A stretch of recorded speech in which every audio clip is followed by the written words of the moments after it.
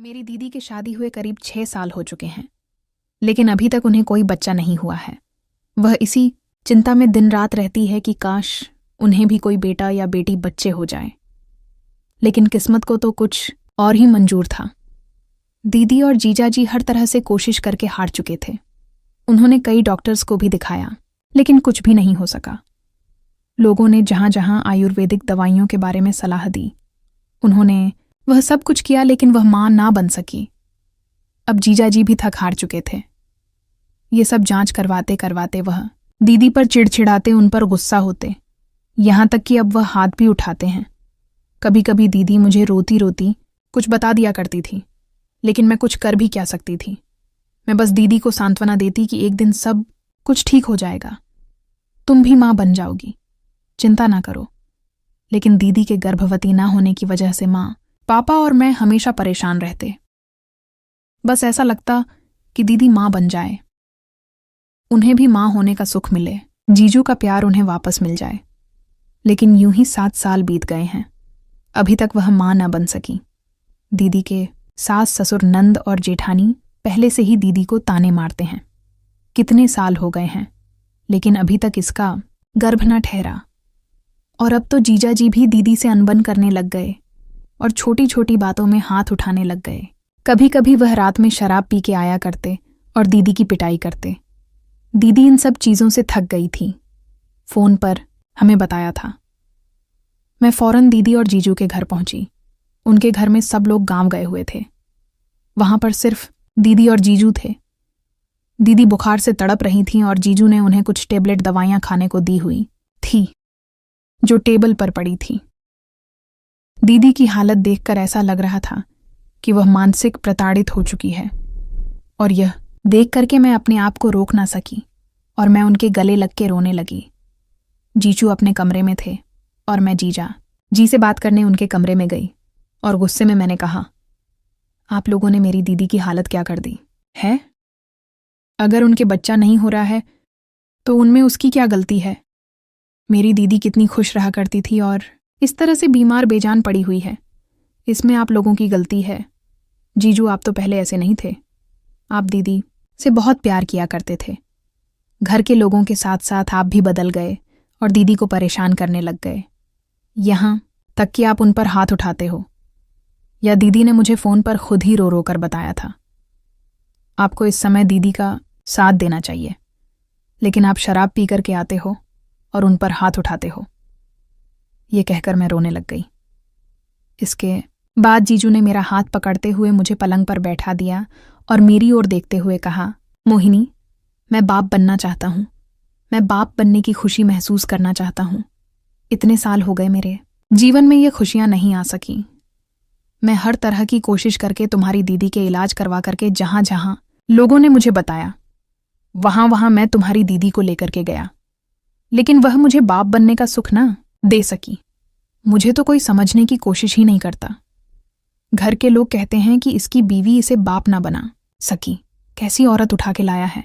शादी के इतने साल बीत गए, लेकिन मैं इस खुशी से अभी तक वंचित हूं। तो मैंने आराम से कहा, जीजू, ये खुशी तो दीदी के जिंदगी की सबसे बड़ी खुशी होती है। दीदी तो मां बनना चाहती है, लेकिन ऐसा नहीं हो पा रहा है। तो इसमें दीदी भी क्या कर सकती है? आप ही बताओ। दीदी तो अंदर ही अंदर खुद ही यह सोचस करके घूरती रहती है। ऊपर से आपको उनके साथ देने के बजाय आप सब लोग उनको परेशान करते हो। जीजू ने कहा, मोहिनी, तुम अभी अभी आई हो, जाकर के फ्रेश हो जाओ। मैं डॉक्टर को तुम्हारी दीदी को दिखला दिया हूं। उन्होंने कहा है कि दवा समय पर देते रहने तबीयत सही हो जाएगी।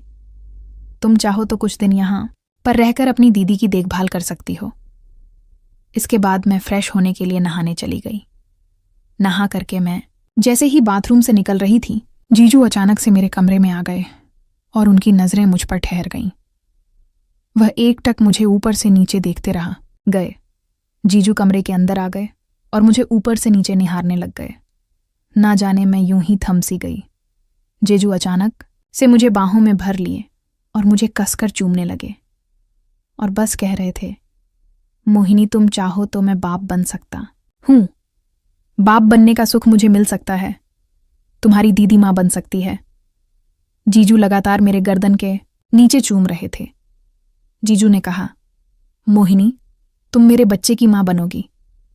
मैंने एक झटके से जीजू को अपने से अलग किया और मैं गुस्से में कहने लग गई, जीजू, आप ये क्या कर रहे हैं? आपको पता भी है कि आप क्या कर रहे हैं? मैं यह सब कुछ नहीं करने वाली। मैं दीदी को धोखा नहीं दे सकती। जीजू ने कहा, मोहिनी, यह सब तुम्हारे दीदी के लिए मैं कह रहा हूं। तुम्हारे बच्चे को मैं और तुम्हारी दीदी अपना नाम देंगे। उन्हें हम गोद ले लेंगे। मोहिनी, तुम चाहो तो शहर से बाहर 9 महीने तक हम रह लेंगे। किसी को कुछ भी पता नहीं चलेगा। इससे तुम्हारी दीदी भी माँ बन जाएगी और मुझे भी बाप बनने का सुख मिलेगा। घर की बात घर में रह जाएगी। मोहिनी, तुम बहुत खूबसूरत हो। जीजू मेरे एकदम करीब आ गए और मेरे होठों को कसकर चूमने लगे। मैं तौलिए में नहा के लिपटी थी। उन्होंने मेरे तौलिए को खींचकर खोल डाला और मेरे जिस्म को चूमने लग गए। मुझे बाहों में लेकर पलंग पर लेटा दिया। मेरे सीने को चूमने लगे। मैं जीजू से खुद को छुड़ाने की कोशिश कर रही थी, लेकिन जीजू की आंखें बिल्कुल लाल थीं। वह नशे में थे। ऐसा लग रहा था उन्होंने शराब पी रखी है। मैंने कहा, जीजू, मैं दीदी को धोखा नहीं दे सकती। जीजू ने कहा, मैं तुम्हारी दीदी से इस बारे में एक बार बात की थी। तुम्हारी दीदी सोचने समझने के बाद उन्होंने हाँ की थी, लेकिन वह तुमसे इस बारे में बात करने से डरती थी। उसकी भी इस बारे में हाँ समझो। जीजू पूरे जिस्म को लगातार चूम रहे थे और मेरे सीने को जोर जोर से दबा रहे थे। मैं दर्द से कराहती रही थी। मैं जीजू को रोकने की कोशिश कर रही थी, लेकिन वह कुछ भी सुनने समझने को तैयार नहीं थे। उन्होंने मेरे दोनों जांघों को कस कर दबा दिया। उस रात जीजू ने मेरे साथ वह सब कुछ किया जिससे मैं उनको बच्चा दे सकूं। यह करके जीजू कमरे से बाहर चले गए। इसके बाद मैं जैसे तैसे लड़खड़ाते कदमों से कपड़े पहनने के बाद कमरे से बाहर निकली और दीदी की देखभाल करने लगी। उन्हें समय पर दवाइयां देने लग गईं। हर रात जीजू मेरे कमरे में आते और मुझे अपने बाहों में कसकर पूरे जिस्म को निचोड़ते, चूमते और मेरे साथ वह सब करते जो वह करना चाहते थे। मैंने भी इसके बाद से उन्हें रोका नहीं। मुझे भी कहीं ना कहीं लग रहा था कि मैं अपनी दीदी की मदद कर सकूं। किसी भी तरीके से मैं उनकी मदद करना चाहूंगी। जीजू हर रात मेरे साथ संबंध बनाते हैं। मैं जितने दिन भी वहां रही, जीजू को मेरी आदत सी लग गई थी।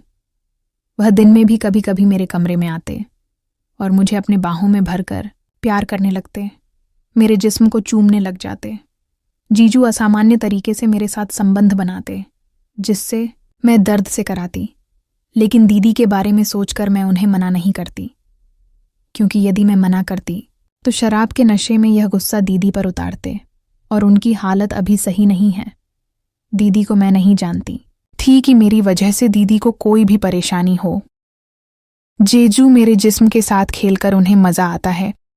जिस्म को चूमने लग जाते, असामान्य तरीके से मेरे साथ संबंध बनाते हैं, जिसे मैं दर्द से कराती।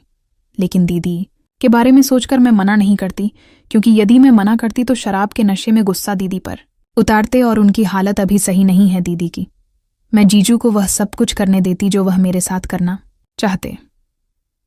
एक दिन जीजू जब ऑफिस जाने वाले थे, इस समय मुझे उल्टियां होनी शुरू हो गईं और बार बार उल्टी हुई जा रही थी। जीजू ने कहा, मोहिनी, तुम्हारी तबीयत तो सही है ना? मैंने कहा, हाँ, मेरी तबीयत सही है। इसके थोड़ी देर के बाद फिर से उल्टी हुई। जीजू ने कहा, मोहिनी, कहीं तुम इसके बाद वह रुक गए। उनके चेहरे पर खुशी साफ झलक रही थी। मैं भी धीरे धीरे समझ चुकी थी। जीजू कंफर्म करने के लिए कि मैं गर्भवती हूँ, मुझे प्राइवेट हॉस्पिटल में चेकअप के लिए लेकर गए। वहाँ लेडीज डॉक्टर ने मेरे चेकअप की और मुझे उन्होंने प्रेग्नेंट बताया। यह सुनकर जीजू की खुशी का ठिकाना ना रहा। उन्होंने कसकर मुझे गले लगा लिया और कहने लगे, मोहिनी, इस सुख के लिए ना जाने मैं कितने सालों से तरस रहा था। डॉक्टर ने कहा, आप बाप बनने वाले हैं, आपकी पत्नी गर्भवती है। तो मुझे समझ आया कि जीजू ने मुझे वहां पत्नी बना के जांच करवाई है। वह मुझे लेकर के घर आए और मुझे दोबारा से जी भर के प्यार करने लग गए और कहने लगे कि मोहिनी, तुम्हारा पूरा ध्यान मैं खुद रखूंगा। तुम्हारी हर एक चीज मैं पूरी करूंगा और मैं तुम्हें लेकर के तुझसे शहर जाऊंगा। किसी को भी पता नहीं चलेगा और कह देंगे कि यह बच्चा हमारा है। मोहिनी, तुम इसके लिए तैयार हो ना? मोहिनी, तुमने मुझे बहुत बड़ी खुशी दे दी है। मैं तुम्हारे लिए सब कुछ करने को तैयार हूं। तुम जो मांगो वह देने के लिए तैयार हूं। बस तुम यह खुशी मुझे दे दो। मुझे बाप बनने की खुशी दो। मोहिनी बोलो, तुम ये खुशी मुझे दोगी ना? मुझे बाप बनाओगी ना? जीजू और दीदी के लिए मैंने हाँ कह दी। मैंने जीजू के सामने हाँ तो कह दी थी, लेकिन मुझे दीदी से नजरें मिलाने में शर्म आ रही थी। मुझे कुछ भी समझ में नहीं आ रहा था कि दीदी से मैं जय सब कैसे कह पाऊंगी। जीजू ने दीदी के बारे में, इस बारे में जो कुछ भी मुझे बताया था, दीदी से मेरी कभी भी इस बारे में कुछ भी बातचीत नहीं हुई थी कि वह मेरे साथ जीजू के साथ संबंध बनाने से उन्हें कोई ऐतराज नहीं है। मैंने जीजू के साथ संबंध बनाए, ये मैंने दीदी के खुशी के लिए किया, उन्हें माँ बनाने के लिए किया है। कहीं दीदी मुझे गलत ना समझ ले, यह सोचकर मुझे डर भी लग रहा था और उनसे नजरें मिलाने में मुझे संकोच हो रही थी। ना जाने मैं यह उनसे कैसे कह पाती।